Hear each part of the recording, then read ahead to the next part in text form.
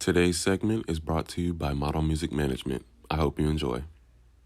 What's going on, everybody? My name is Lorenzo. You can follow me on social media at Simp241.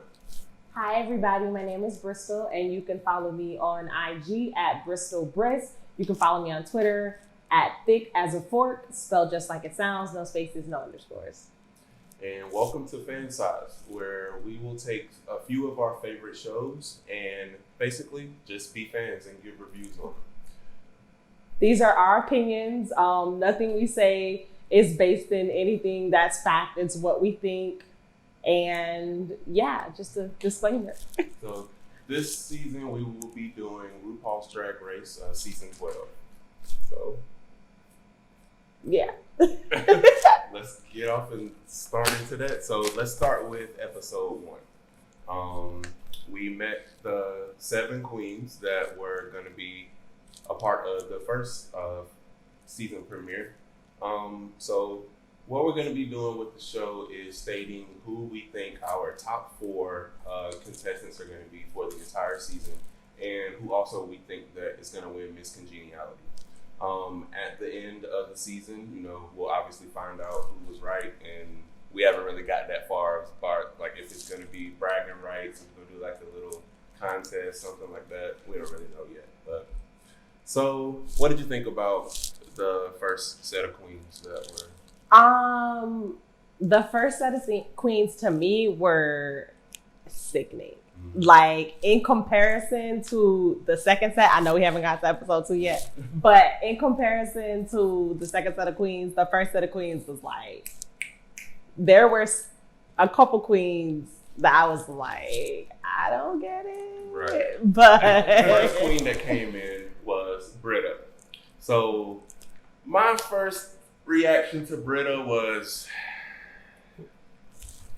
Exactly. When I said I don't get it, that's who I was talking about. I mean, I'm pretty sure Britta is, going to be, maybe she'll come out of her shell and show us something completely different. But anyway, moving on. Next person. No, we're not going to move on. We have to stay with Britta because her confidence and her drag are on 2 separate levels. I feel like she feels like she's giving us like everything we need, and we're getting nothing from her. Like the first episode, like, are we going into the challenge, or are we just introducing the first 7 first? Okay, we'll get there. We'll get there. So next up was Nikki Doll. Now, I like Nikki Doll. That's all I'm gonna say about that because I mean I like her. The presence, the style, the foreign, the look, the just the simple French look is what she is serving, and she's doing it right. So I also really like Nikki Doll. Like, I'm living for Nikki Doll. Like, her fashion, like when she came in, she was just very much just, I'm from France, so what's up? And also the only thing I will say about Nikki Doll, I feel like she's playing her French accent like playing it like, girl, you speak English. We all know what a lemur, like, girl. Like, girl, it wasn't that deep. Lemur, like, lemur, like, girl. But I really like Nikki Doll. Like, I really like her. Who was next up was Widow Von Duke. Widow Von Duke, you know what? First of all, let me just say, I feel like at this point, I just feel like RuPaul is typecasting to an extent because every season, you have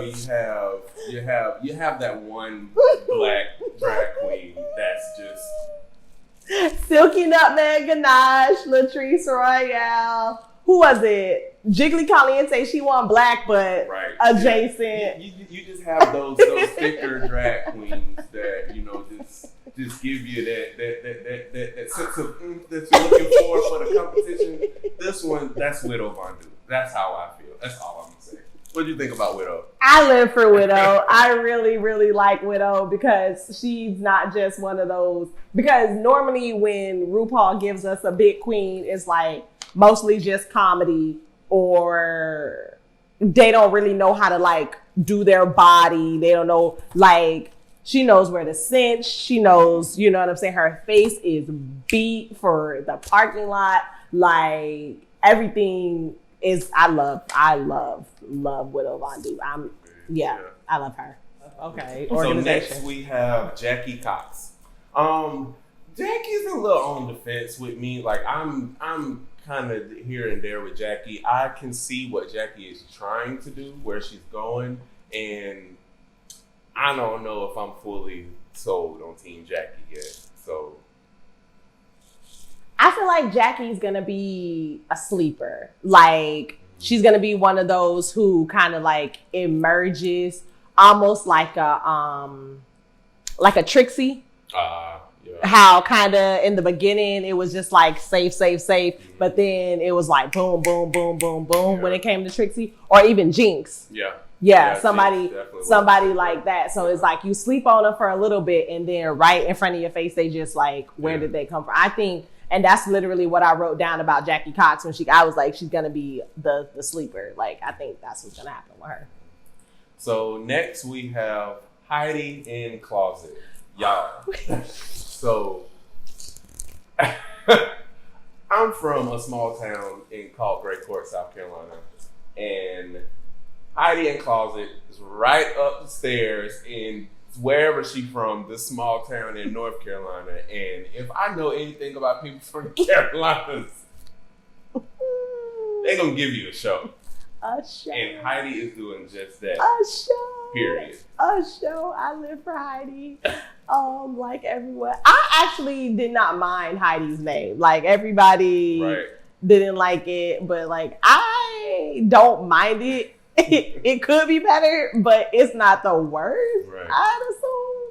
But she's just a lot. She gives me country, and I live for just country bumpkin unapologetically. Like, I live for it. I really like Heidi. I ain't gonna say I love her, but you know, she's cute. Next up, Gigi Good. What do you want to say about Gigi? Bitch. Listen, are we cursing? I'm sorry. Listen, bitch. Gigi very much gives me Aquaria. She gives me, what was the one that Aquaria, they said did they make up the same? Damn. Yeah. Who cares? She's not important. You know, you guys, if you watch Drag Race, you know who we're talking about. Yeah. But she gives me Aquaria. She gives me legs. Naomi Smalls. She gives me just the young drag queen, the fresh new, like, and the fact that she can give you a look and she's funny.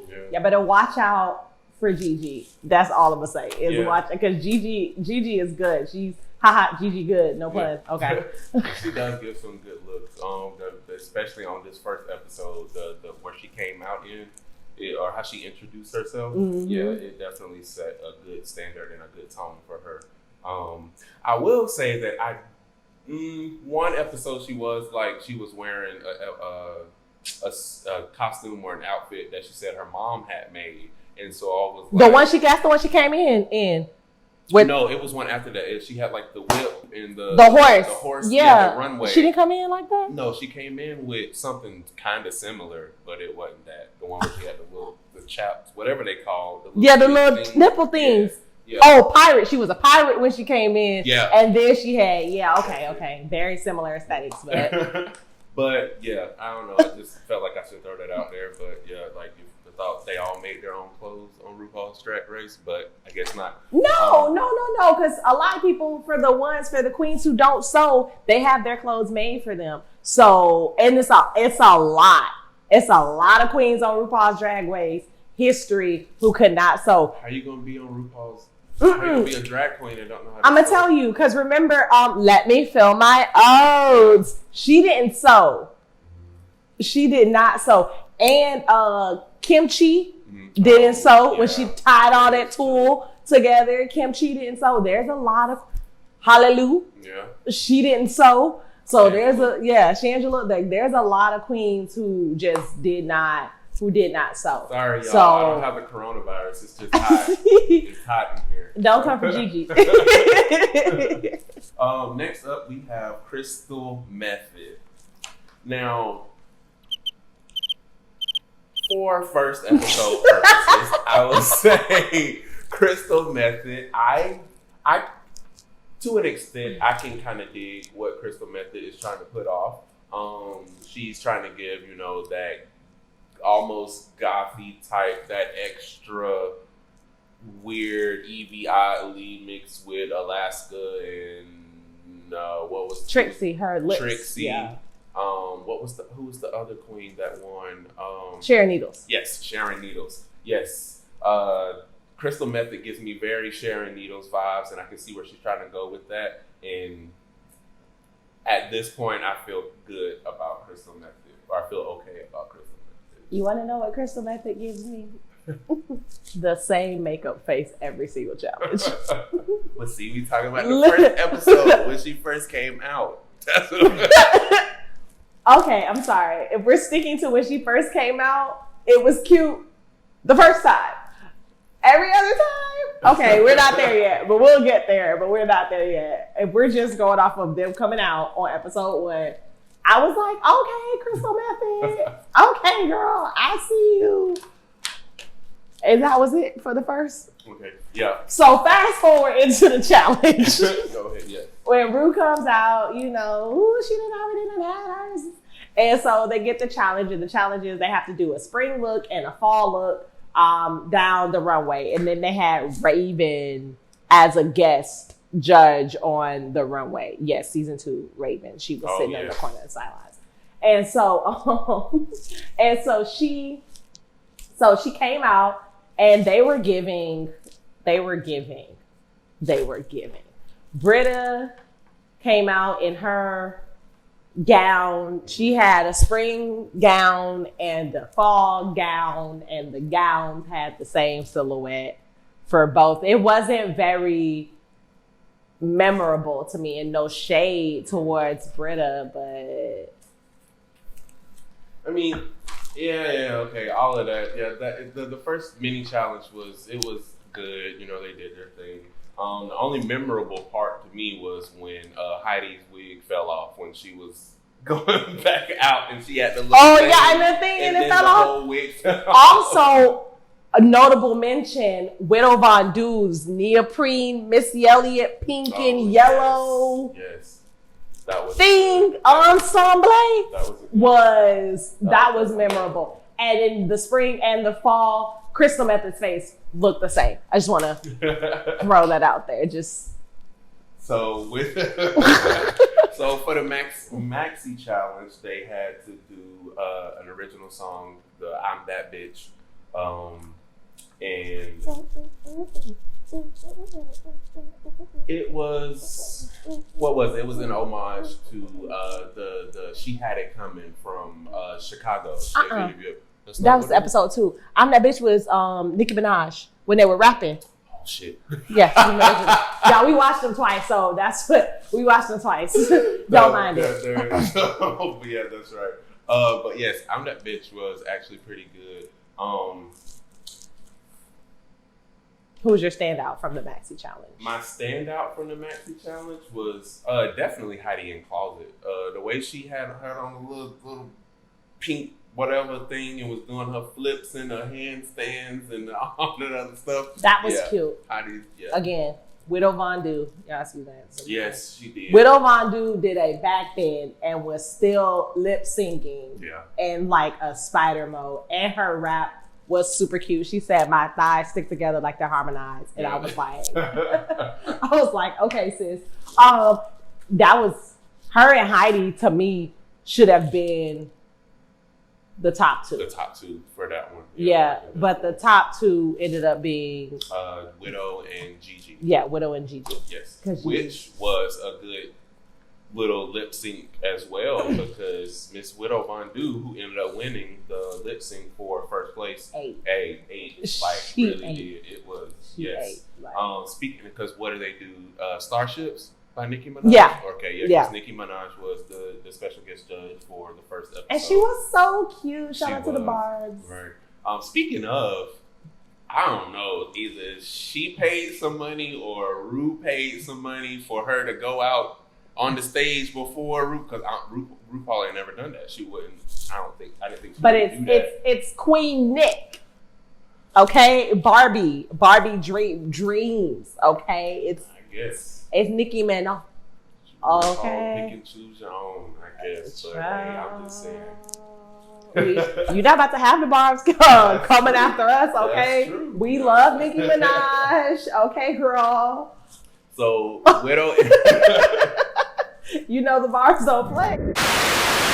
Hey guys, so it's time to take a break with Brystal. And what we're going to do in this segment that we have is I'm going to give you guys some makeup tips on how I apply my face, a full face of makeup. So every episode, it's going to be a different step in my makeup process.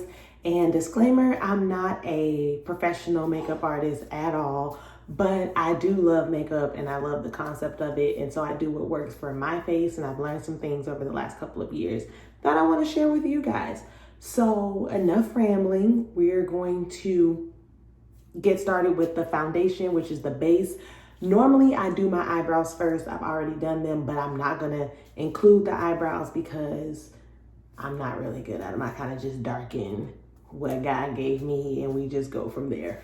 But on that note, the first thing that you need to do when you start your makeup process is wash your face and make sure your skin is, clean and ready for the makeup application. After that, you want to use a primer. Personally, right now I've been using the Milk Hydro Grip primer. It's really good if you have like oily skin, and I have like normal to oily skin, so it's like it works really well for me. And I know some people don't use primers and everybody doesn't use it, but it just, to me, a primer creates a really dope base for your makeup application, and it goes on, ooh, hey girl, hey, little flyaways. It goes on a lot smoother if you use a primer rather than just putting it on bare skin. And a mistake a lot of people make is they don't let their primer set. So you want to give it a couple seconds, kind of work it into your skin, let it marinate and do its job, because if you go in and put foundation right on top of it, then it's just going to not look that great. It's like, what's the purpose of putting the primer on? And also I got this tip from Jackie Aina. If you want your your foundation to last a lot longer, you're gonna go in with the translucent powder. So I use the Laura Mercier translucent setting powder. I think that's the name of it. I don't know, but this powder is a really good. It works really well. And you only need like a really, really thin layer of it. And I go in with my beauty sponge. I think this one is a beauty blender, but child, every brand makes a beauty sponge. You don't have to go out and spend $25 on a beauty blender. Also, make sure y'all following me on Instagram at Brystal Briss, and follow me on Twitter at Thick as a Fork. It's spelled just like it sounds. No spaces, no underscores. So once that's set in, you're going to get your foundation. Now, until it runs out, I've been using the Maybelline Fit Me foundation. Y'all can see I've been putting her to use. But what happened was, it's too light. So, in the drugstore, you can't like color match and swatch. So I thought like in the bottle, it looked like my complexion. But when I got home, it wasn't. So you think I was gonna throw out a $12 foundation? No. What I did was I got some concealer that I used to contour. And so what I do is I put a couple of dots around, and then I take my brush. Now, Also, to get a good application, I prefer to use a brush rather than a sponge for my foundation application, only because I think it just buffs it into the skin a lot better, and you need a thick brush, like a dense, kind of like a dense brush. This is the Morphe X Jeffree Star brush, but everybody sells brushes. Eco Tools has really good brushes, and so does Morphe, so does NYX. You know, there's affordable brushes, there's expensive brushes. A brush is a brush, in my opinion. But what you want to do is you want to blend all of that in. You want to do like a stippling style. And that's just how I do it, to get a good coverage and also to make sure that it blends to be my complexion, and so I'm not out here looking like, you know, a ghost.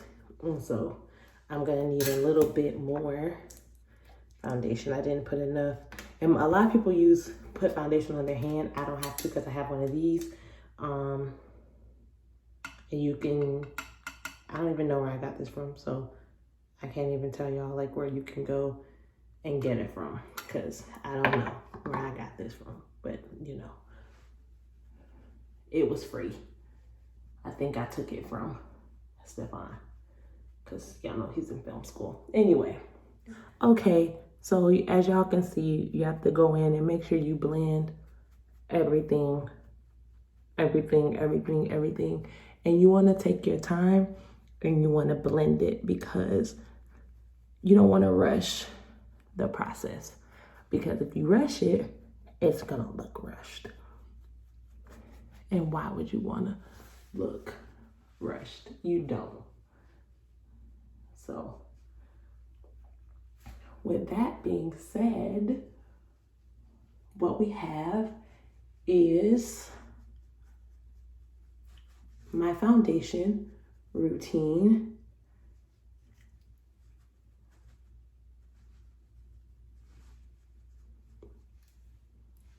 See, it's blended in, it's my color.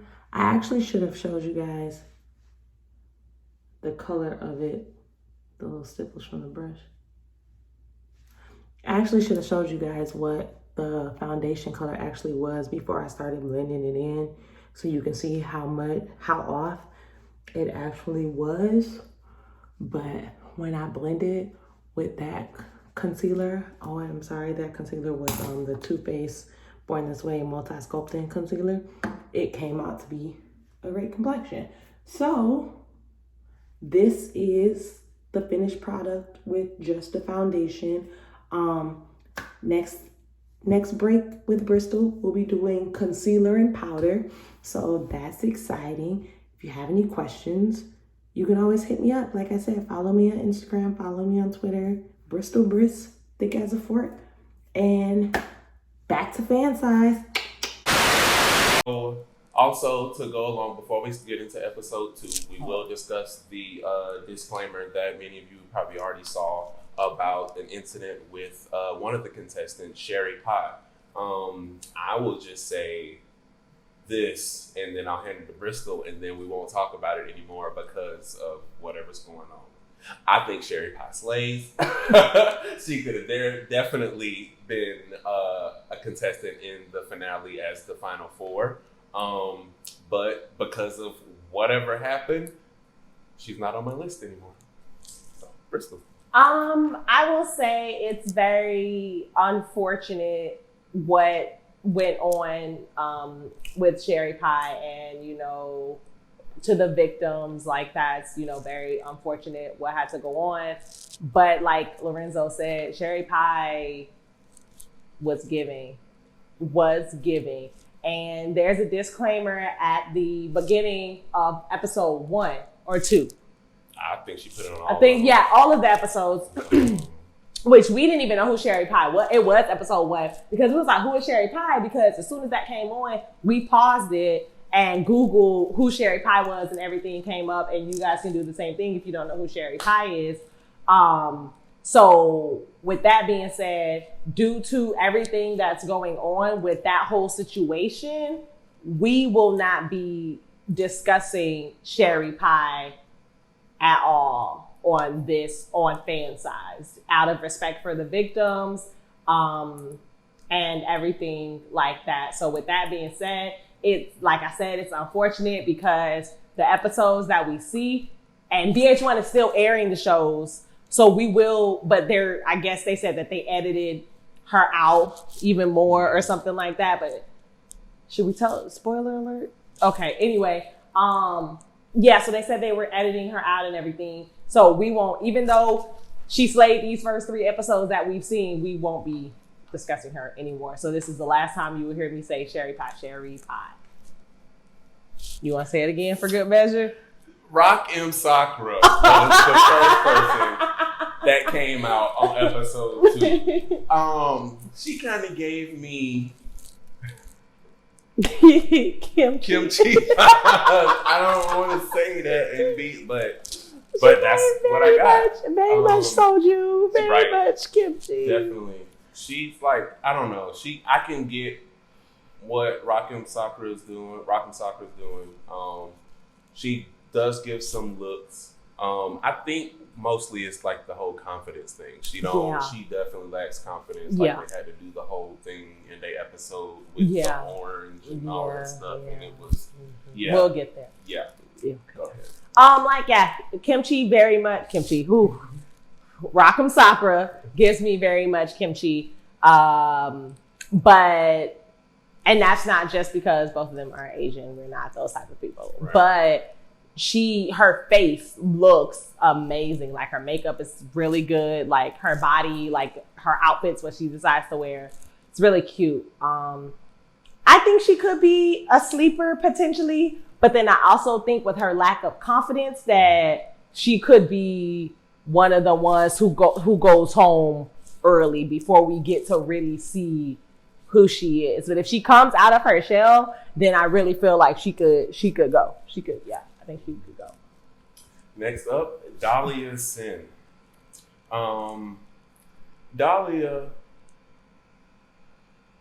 is a pretty girl, in my opinion. I think she has very good look. Her skin, the tattoo, she gives off very pretty girl vibes. I think she does depend on those a little bit too much to carry her, and I can kind of get that off of first glance vibes, but I don't know. She rocks her looks. She looks good doing them, so maybe she'll bring something out of the pocket. She gives me very much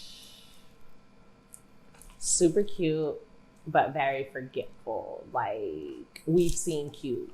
It's season 12. Cute's been done. Like, what else are you bringing to the table? She's very feminine looking. Let me fill my O's. I'm sorry. It's like one of my top Drag Race phrases. But she's a very cute girl, but very didn't. Right. Okay, so moving on to Jan. Next one is Jan. Just Jan.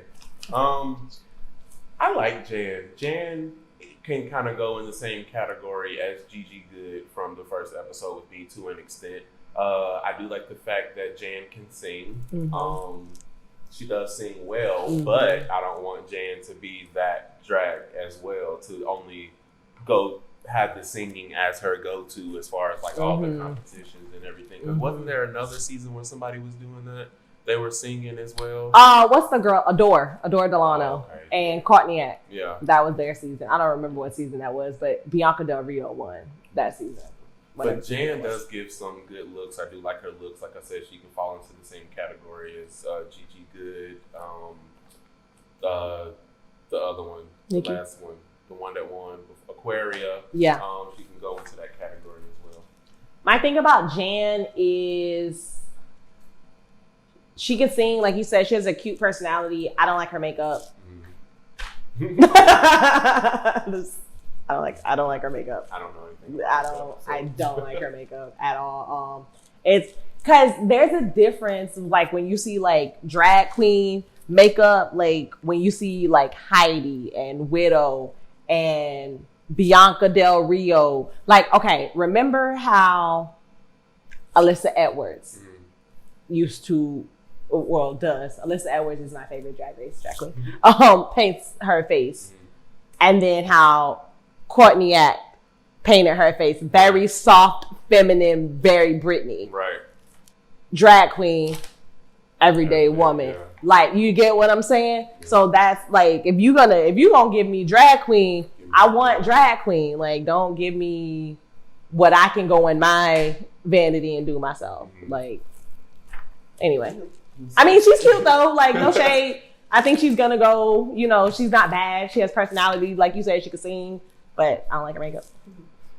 Jada Essence Hall is the next one. Jada, I like Jada. I can see everything that Jada is throwing at y'all. I kind of feel like Jada's gonna be that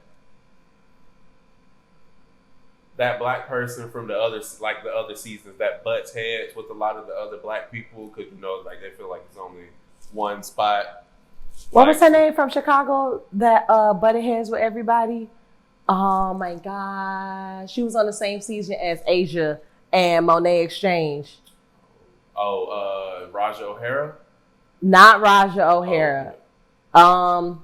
I don't remember her name, but y'all, if y'all watch Drag Race, y'all know what I'm talking about. I'm very bad with like names and memories and stuff like that. But she walked off the stage at the reunion. That was Raja. That was Raja? Raja O'Hara? Did Raja O'Hara leave the stage because she was getting attacked? Oh, you talking about, I know who you're talking about. Yeah. It wasn't Raja O'Hara though. Yeah. What do you think about Jada? Sorry, guys. Jada Essence, I like her. I really like her. She gives me very much Asia. Mm-hmm. She gives me like she's a Davenport type of, that's the vibe that she gives me. I like Asia. I like the way she dresses. I love her makeup. I love her personality. Like, I like Asia. Yeah. And lastly, Aiden Zane. Aiden Zane, to me, again, gave me the Evie Oddly, gave me the Sharon Needles, you know, those type of vibes.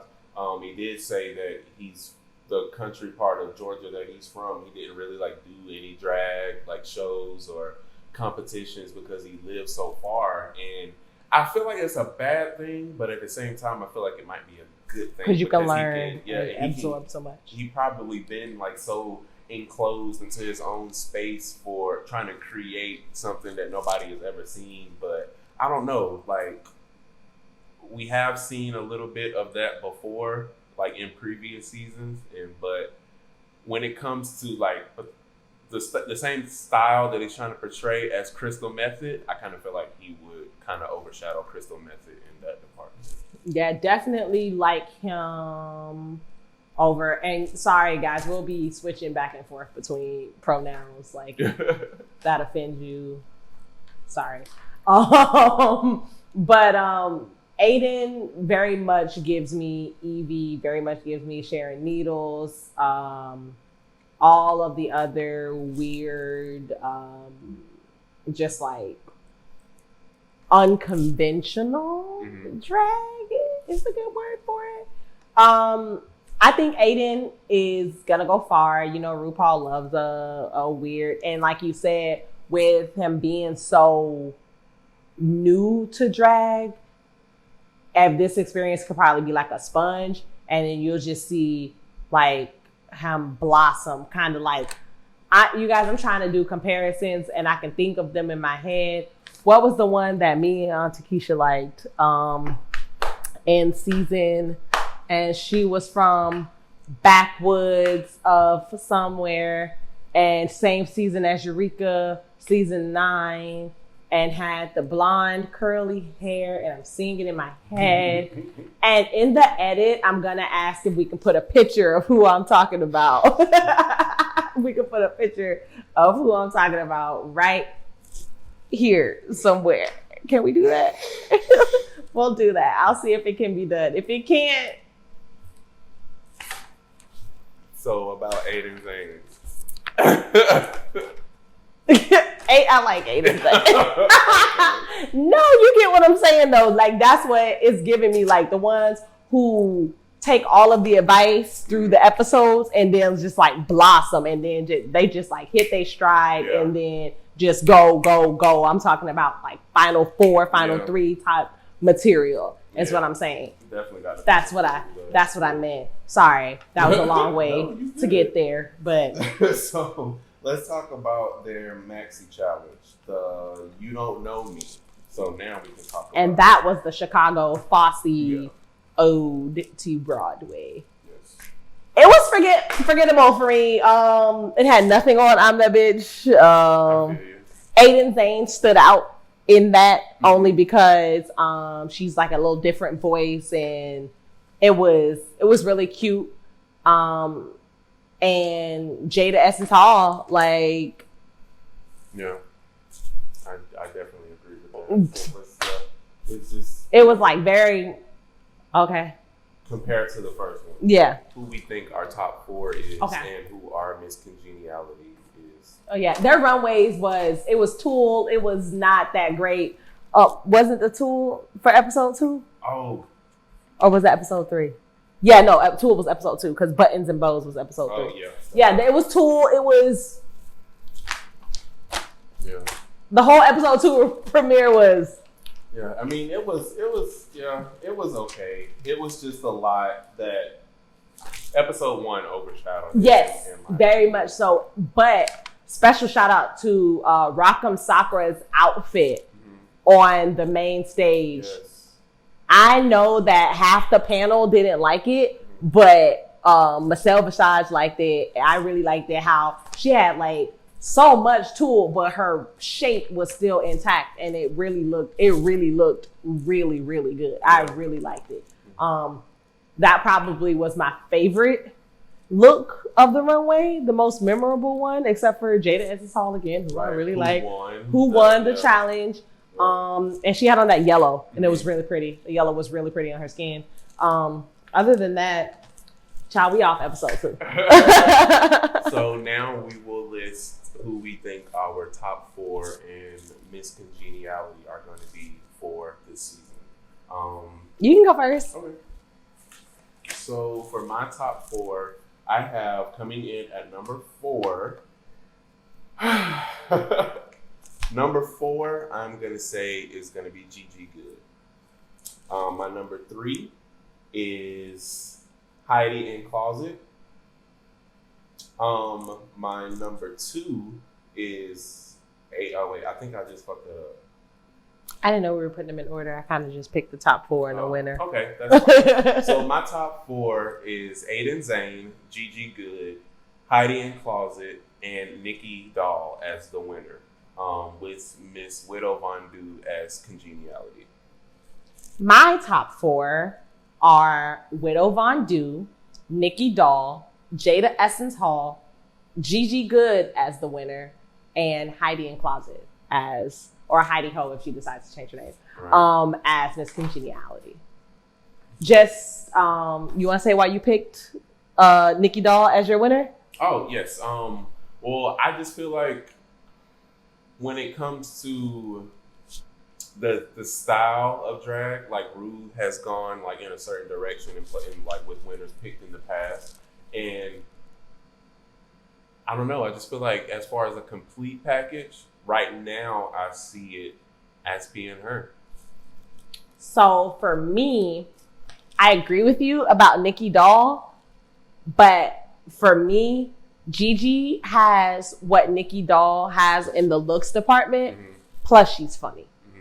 So that kind of puts everything together for me. And that's why I think Gigi Good will do it, because I mean, we could both be wrong, but I could be right. You could be right. Like we'll have to see, y'all have to bear with us these next 10, 12 weeks. Right. But yeah, I'm living for and that's who I think is gonna win. That's not who I want to win. I don't want to get that confused because I've watched enough Drag Race to kind of know like what's gonna be with the winners. Now, who I want to win is Miss Jada Essence Hall. Right. That's who I want to win, but who I think is going to win, realistically, would be Gigi Good. I don't know if you want Nikki to win. Okay, well, if we're going off of that, who I want to win, I want Heidi in Closet to win. Oh, because she's so cute, guys. She's so cute. But I don't know. I feel like Aiden Zane might take it. So. Yeah. But he picked Nikki Doll. Yes, I think Nikki Doll's gonna win. But I want either Heidi in Closet or Aiden Zane to win. But, yeah. So if you guys are fans of the show, or if you guys are a fan of the show, comment below. Let us know who you think you guys' top 4 Miss Congeniality are. Do you agree? Like, who's your favorite characters of the season so far? Who's your worst characters? How do you think it's gonna go? Let's just get interactive. Yeah, we'd love to know what you guys think, because we're gonna actually read the comments and probably interacting and everything like that. Because I watch so much RuPaul's Drag Race. It's not even funny. I'm legit like a fan. Thank you guys for watching this episode of Fan Size. Make sure you like, share, comment, and subscribe. See you next time.